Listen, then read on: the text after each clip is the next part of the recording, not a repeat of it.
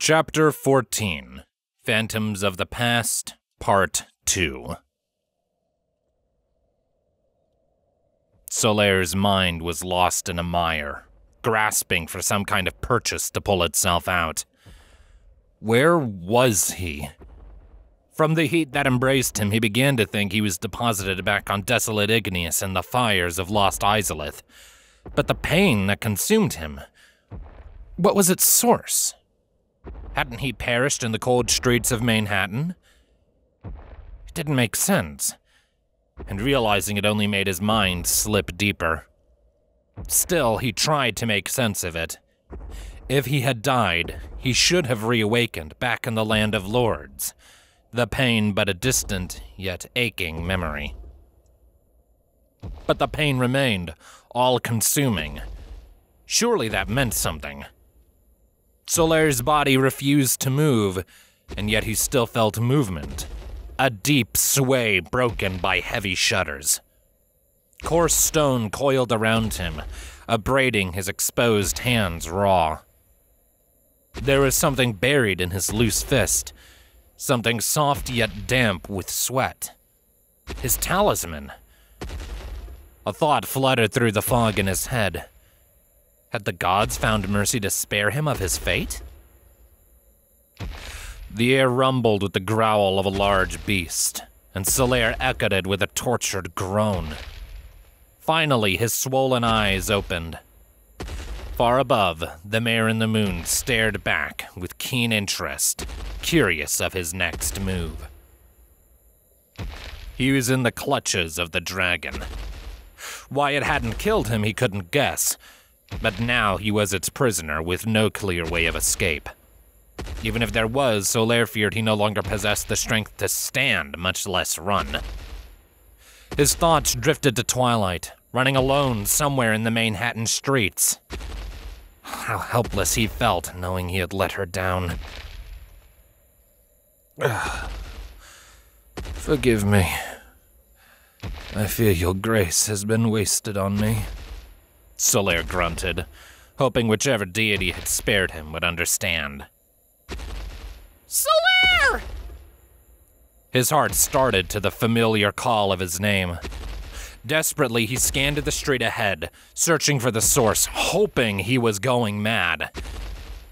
But his fears were realized as he found his summoner, galloping towards both him and the dragon, alone, with reckless abandon. She called his name again, and he shook his head in disbelief. No. It came out as a breath, barely louder than a whisper, impossible for Twilight to hear. What was she thinking? Would she truly challenge this monster herself? He couldn't allow it, not as he still drew breath. A renewed vigor washed over him, and he struggled vainly in the grip of the dragon. His mind raced to come up with a plan, but he was without weapon, without armor, and without strength. He was powerless to stop the dragon. His fists clenched, and once more he felt the talisman in his grasp. Suddenly, he realized he wasn't powerless at all. Solaire struggled to remember the stories that priests of Astora had shared with him, hoping to find some sort of inspiration for a prayer, any prayer that would help. But those memories were from lifetimes ago, and the dragon dominated his thoughts. It seemed such an impossible task, reserved only for the lords themselves. That thought sparked an idea. Solaire wasn't certain of the outcome, but he knew the consequences if he chose to do nothing. He closed his eyes and tried not to think of the swaying motion of the beast's lumbering gait. Gwyn, Lord of Sunlight, Solaire pleaded to the stars. I come before you a humble man. His body rattled in the fist of the dragon as it took an uneven step. Broken and beaten, he hissed through the pain. He sucked in a breath, as much as his lungs could expand in the dragon's stone grip. And yet I face the same fiend you and your legions fought all those years ago. The scholars used to teach me, back in a time that feels like a dream now. They spoke of your conquest, how you vanquished the mighty everlasting dragons against all odds, to raise us from the dark, to give our world light. He dared to open his eyes again, and looked out to the street ahead. Tala was skidding to a halt against the cobblestone, petrified a block away. Even from his vantage, she seemed so small. Thoughts coursed behind those pinpoint eyes as she beheld the size of this titan. Were they the same as Lord Gwyn's legionnaires? The thought ignited a fire in his heart. Here, in this most unlikely of worlds, have I found the heir of your warriors, Solaire said through grit teeth. On a quest to raise this world from an eternal night, to grace it once more the light of the sun against terrifying odds. She walks their path, unknowing of their tale, but I now remember. No lone knight could slay a dragon. It took not a single spear, but a storm. The air shook in a rumble, but this time it did not come from the beast. Shadows consumed the streets below as darkness fell over the city. With a quick glance, he caught the final glimpse of the mare in the moon before she disappeared behind a thick curtain of dark clouds. His innards fluttered. Had he found favor? The dragon had taken notice, pausing to inspect the darkened sky. Golden arcs of lightning pulsed within the clouds, painting it in a silhouette. It roared a mighty challenge to the sky, and Solaire found himself giddy with excitement. "And so I plead for your favor," he shouted over the rumbling clouds, "to show this world the truth you found long ago, that the immortal dragons were not so. Let this beast be your testament. Let your glory roll across this city in a heavenly thunder." The sky answered his roaring call in kind. Golden pillars of lightning hammered into the anvil of Manhattan. The air shuddered against the cacophony. Solaire could feel his own bones quake. It drowned out all other sounds. Even the dragon's agonized wails paled in comparison as the sporadic bolts began to strike their mark. Solaire felt the wind eject from his lungs as the dragon reared high upon its hind legs. Its fist closed tighter around him as it reached its full height, and he found himself wheezing for any breath he could catch. He wasn't certain how high he was. Between vertigo and the random flashes of golden light, it seemed impossible to shake his disorientation, until the dragon produced light of its own. A tower of green flames erupted skyward from the dragon's maw, accompanied by a blistering heat. Was it trying to simply burn the clouds away? Solaire could feel himself baking within its claws, and as he turned his face away from the heat, he found the roofs of the strange buildings far below him. Even further down, at the edge of the shadows, he saw the onlookers Twilight and now Gertrude, frozen like statues as they simply stared. A rogue bolt of lightning struck the dragon's wrist, but for all Solaire knew, the world might as well have shattered around him. The blinding light was hardly a warning for the thunder that threatened to rupture his ears in the same second. His body shook and flailed, and his innards tensed as the sensation finally registered. Solaire was falling to his demise in the broken streets below.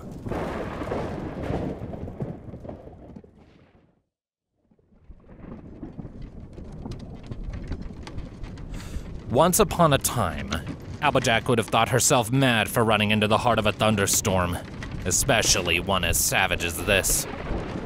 Never had she ever witnessed one so terrifying, Not even during her simpler days living on a farm. No team of Pegasi could have created this monstrosity. And seeing as it came from the same direction as those awful howls, she had little need to guess its true source. But was it even possible? Did Solaire truly have this sort of power within him? She tried to push such thoughts out of her head, tried to focus on galloping, but they were insistent. What if it was? What if he did? Worst of all, what could have convinced him to unleash it? She nearly stumbled as a tower of flames reached into the clouds, as if to challenge the lightning. 2 blocks over, a little further down. Her mind whipped her body to move faster, faster than she ever had in her life. She turned sharply at the next intersection, and the momentum of the wagon threatened to tear her from the street. Her muscles strained, her teeth clenched, her hooves beat wildly against the cobblestone. She was not going to let her friends down. The wagon stabilized, but there would be one last turn up ahead before she would see the battle. Applejack found herself fearful of what she might find. Twilight! Solaire! She shouted in between panting breaths, as though they could hear her. I'm almost there. I promise, just hold on. Just a moment longer.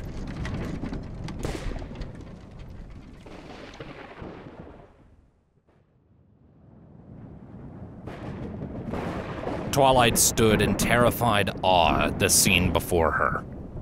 Too late, she realized she didn't have a plan to confront the dragon. Everything within screamed for her to run. But as a sudden storm caged the beast in lightning, she couldn't find the strength to move. Not until a stray bolt hammered into the street only a few yards before her. She jumped back with a start. Through the ringing in her ears, she heard the heavy beat of wings. Gertrude landed next to her. When their gazes met, the griffin's wide eyes asked the question she couldn't find the words for. What was happening? I heard Solaire shouting. Twilight called fearfully over the thunder. He's done something similar to this before, but not on this scale. Another bolt struck just on the other side of Gertrude. This time they both jumped. I don't think he's in control. Gertrude had a talon in her right ear, trying to fish out the ringing. What are we gonna do? She hollered. Just as she asked, the street was bathed in green light. The dragon had reared back and let loose a jet of flames into the clouds. Even far below in the streets, Twilight could feel the heat. I don't know, she finally admitted, too softly for Gertrude to hear. I don't think there's anything we can do. She couldn't take her eyes off of Solaire. And when lightning struck the dragon's claw, and he disappeared in the blinding light, her stomach dropped. Her eyes scanned the sky desperately. The dragon's flames were abruptly cut off, and the only source of light came from the random bolts. There he was, tumbling helplessly in the air. Panic seized her. She couldn't think of a spell to save him in time. She turned to Gertrude and shouted her name, but the griffin had already launched herself into the sky.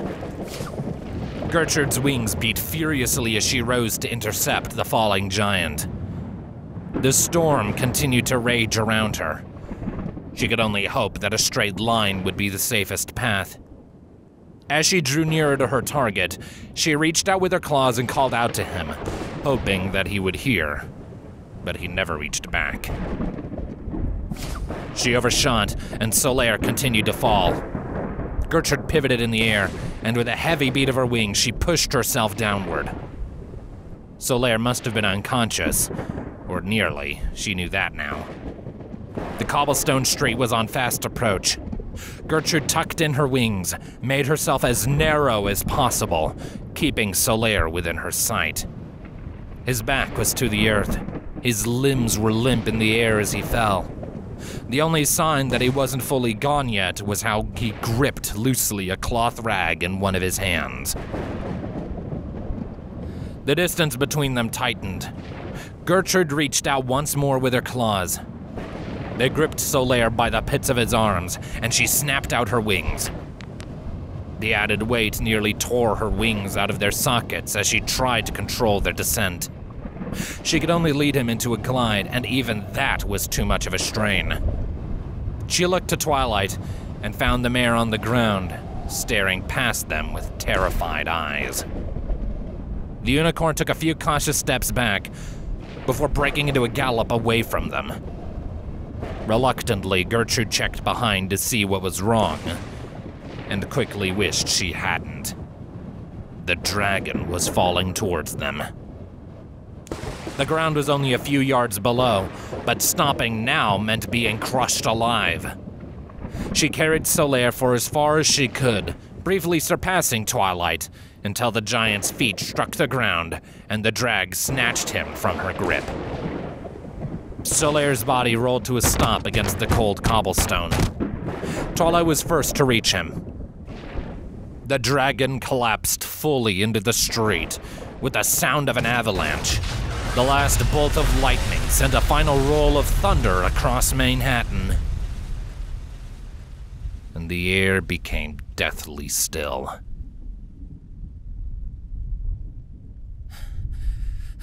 Solaire? Twilight called timidly as she hovered over him.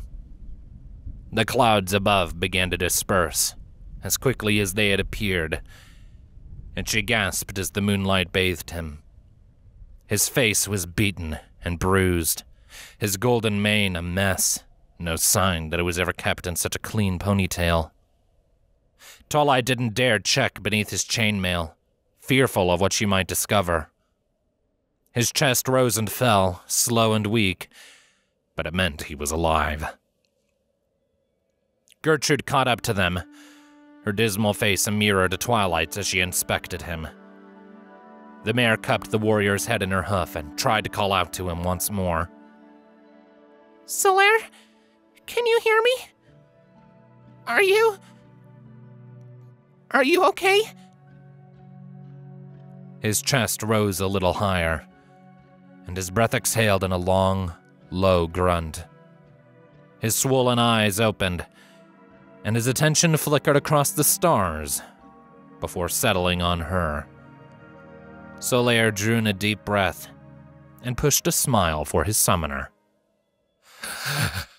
Ah, there you are, young Twilight, he croaked. His hand reached up to her, stopping midway as he winced. Twilight was quick to grab it. You really mustn't make a habit of running away like that, he said softly. You could get yourself hurt. An incredulous snort pushed out of her, and she shook her head. Speak for yourself. She chastised him lightly. She offered him a smile of her own, even though everything inside her wanted nothing more than to cry. A low, weak growl sounded behind them. Twilight looked back and felt her heart drop. The dragon was still breathing, trying to claw its way back to consciousness. Its head rested only a building away. We need to get out of here, Gertrude said, echoing everybody's thoughts. They helped Solaire up to his feet, after he assured them he could at the very least walk. But one last obstacle stood in their way. As they turned from the dragon, they found a lone knight guarding their escape. Shining Armor shook his head in disbelief. His sister, the griffin, and the giant stared back, tensed for battle. Past them, the princess's giant laid in a heap. His eyes singled on the giant. What? What are you? He demanded. Solaire stiffened, realizing the question was meant for him. He took an unsteady step forward, nearly collapsing from the effort. The others tried to stop him, but he shrugged off their concerns. I am Solaire of Astora, he said, trying to make himself more imposing than he felt. Adherent to the Lord of Sunlight, warrior of the sun. His body protested his stance. Doubling over, he grabbed at the pain in his side. Twilight and Gertrude once more voiced their concerns in hushed tones. Of the two, Twilight sounded more urgent. He straightened himself as best as he could, staring down at their foe. I was summoned by this mare to aid her in her quest, he continued through grit teeth. With a shaky breath, he steeled his nerves to hold on just a little bit longer. And I shall not rest until we see it through. Further down the street, past the lone knight, a figure rounded the corner towards them, a pony pulling an oversized carriage. It is you then, Armor breathed. He ventured a step forward, uncertain of what he was going to do. Here before him stood the creature his little sister was so fascinated with, the one that had enthralled her to start this mad quest. It seemed to be on its last leg. Armor couldn't help but wonder, if he got rid of it, here and now, would his sister finally give up? As though she read his thoughts, Twilight moved protectively in front of Solaire. Don't you dare, she challenged with a growl. Shining Armor scowled. Don't you see what you're making her do? He shouted at the giant. This isn't supposed to be her quest. She's supposed to be staying safe. But now she's throwing herself at dragons because of you. Her brother suddenly tensed, and his horn was glowing brightly as he grit his teeth. Twilight stood ready for a spell to fly at them, but all that came was a rumbling growl behind. She turned back to the sound and found Solaire staring back at her, mesmerized. Above them both, the dragon's colossal claw hung ominously in the air, just inches above Solaire's head, ready to snatch them both. The dragon growled in anger as it laid in the broken street. Its lips peeled back to reveal a wicked snarl. Its eyes were pinned on Twilight, and she thought she'd succumb to the weight of its glare alone. It tried to flex its claw above them, but it was encased in a magical barrier that it didn't have the strength to break. Twilight turned confusedly to the only other unicorn in the street. Twilight! Solaire! Behind the knight, Applejack cried out with a voice hoarse from exertion. The mare slid to a halt a short distance away, fighting against the momentum of her cart. She stared dumbfounded between the knight, her friends, and the dragon. They all seemed frozen in time, and she didn't know what to make of it. Gertrude was the first to break the illusion. Come on, that's our ride, right? She wrapped her claws around Solaire's arm and led him out from beneath the dragon's grasp. The beast barked in frustration as its prey escaped, and it tried once more to close its fist. Shining Armor winced and fell to a knee, never keeping his eyes off the claw he held in suspension. As the giant passed him, he could feel its confused gaze linger over him. Twilight numbly trotted after her companions. This wasn't supposed to happen, Armor whispered as she passed. She paused. Though her mind wanted nothing more than to ignore him, her heart had anchored her body in place. She stared at him, wondering if he would continue. He dared to break his eyes away from the dragon to glance at her, and it took its advantage to move another inch. With a hiss, Armor returned his attention to it, but he found the strength to say one more thing, hoping she would believe it. I never wanted to hurt you. Something welled in Twilight's chest, but she left before letting her brother see what it was.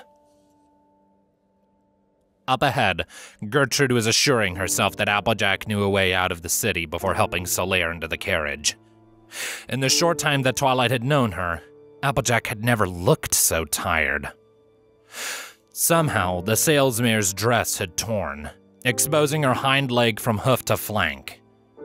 Twilight didn't mean to pause, much less to stare, and when she realized what she was doing, her eyes flicked to Applejack's. Get in the carriage, Applejack said sternly, trying to ignore the heavy blush quickly overtaking her. With a rushed apology, Twilight quickly obeyed. She grabbed Gertrude's outstretched claws, and as soon as the door was shut behind her, the wagon began to move. Time passed, and all three passengers were still in a daze. Solaire rested low on the floorboards, his back propped up against Applejack's dresser. Though his body begged for rest, his troubled mind would not allow for it. His thoughts were with that strange night and his stranger words.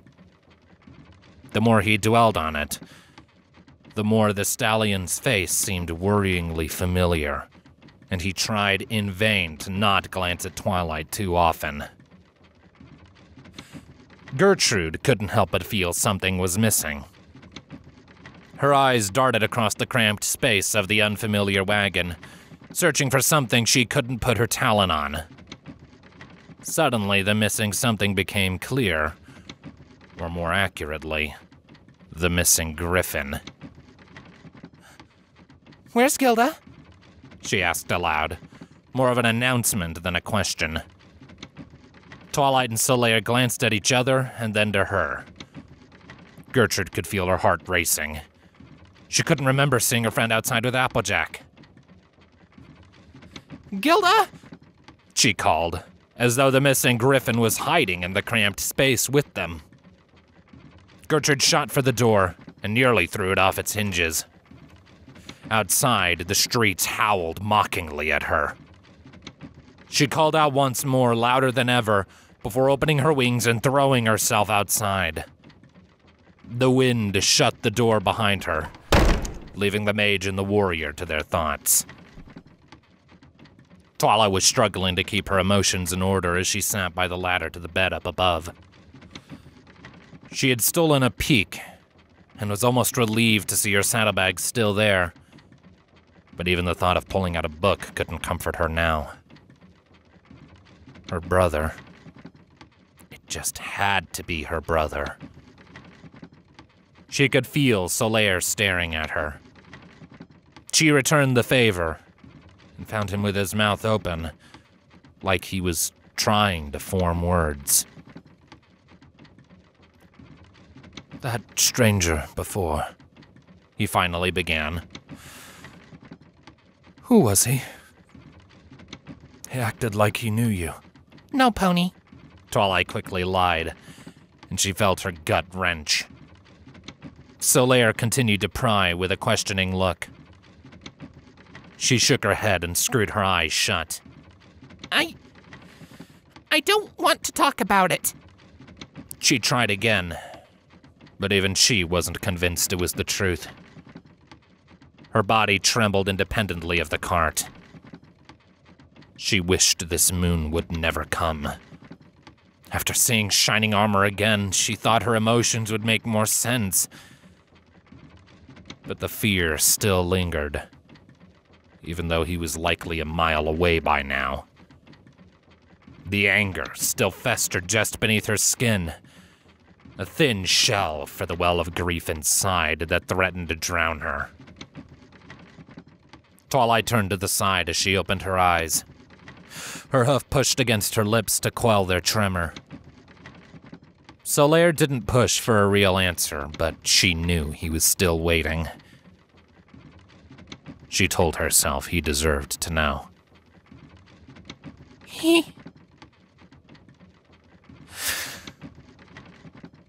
was my big brother.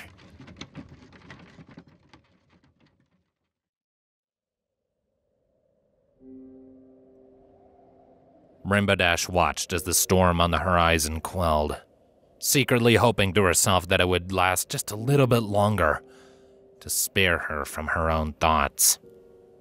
When the dragon spat fire into the sky, she had little doubt what was happening. The lieutenant had found the warriors of sunlight. She wanted nothing more than to be there now, to be anywhere other than here. So why did she linger? Metal cuffs rattled off to her side, signaling that Gilda was waking up.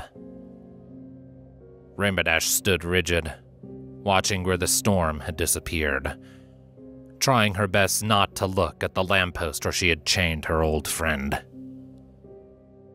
Well, guess I need to take back my words, huh? Gilda slurred. Then again, you always were full of surprises, weren't you, Dash? Then I closed her eyes to help fight the urge. Don't, she spat. I told you I didn't want to fight. And I guess I should have listened. The griffin jeered. After all, you've probably had plenty of experience stabbing your old friends in the back. Shut up! Rainbow Dash reared her head to face Gilda. The griffin sat in a heap, her back pinned to the lamppost behind her. Hidden were the cuffs that tethered her claws on the other side. The angle made it impossible for her wings to move well enough for flight. Gilda raised her head high enough to better read her old friend. The mare's eyes were bloodshot, and the fur around them was damp with a hidden trail of tears. It made Gilda's stomach turn. It was Dash's choice as much as hers that led them both here. She barely got a scratch on the mare's face. A few traces of deep red where her talons raked across the side of her chin. It was the only visible strike she had landed, and she couldn't recall how many she had received in return. Gilda remembered reading one of Rainbow Dash's letters. The mare once boasted that each scratch on her armor was a medal of its own, and the griffin found herself proud to give her one she could never hide away. Sorry. I forgot how much you loved your moments of glory, Gilda continued sarcastically. You used to live for them back in the day. She let her head fall back down limply over her chest, partly to hide the nostalgic smile tugging at her beak. Do you remember that? She asked with a chuckle. Back in the day? She heard the mare sniffle, but missed the nod. I was a real hothead, wasn't I? Dash asked. Gilda hummed weakly. Yeah. You always had to be the winner. Even after you knocked that poor little filly out of Cloudsdale in that race. Rainbow Dash could feel her throat seizing. That was an accident, she cut in. You know that. Did they ever find her? Gilda looked up once more to see the mare's reaction. Dash stared back with wide eyes but wasn't able to speak, no matter how much her mouth moved. That should have been my first hint about you, she grumbled. Even when you're trying to help, it all takes a back seat, so long as there's a chance to win. Is that why you changed sides, Dash? Were you scared of losing? Gilda never got her answer. In the blink of her groggy eyes, Rainbow Dash disappeared. The only hint of where she went was the faint afterimage of a rainbow that streaked through the night sky. Sure, fly away! Gilda spat to the air. You always were the fastest. It occurred to her that her journey had already come to an end, just as soon as she had gathered the nerves to start it. As her mind began to slip back into a comforting numbness, her thoughts drifted off to Twilight and Solaire, the strangers that had set this whole moon into motion. She had hoped that somehow she had bought them enough time to escape, and that they would somehow make her sacrifice worth it.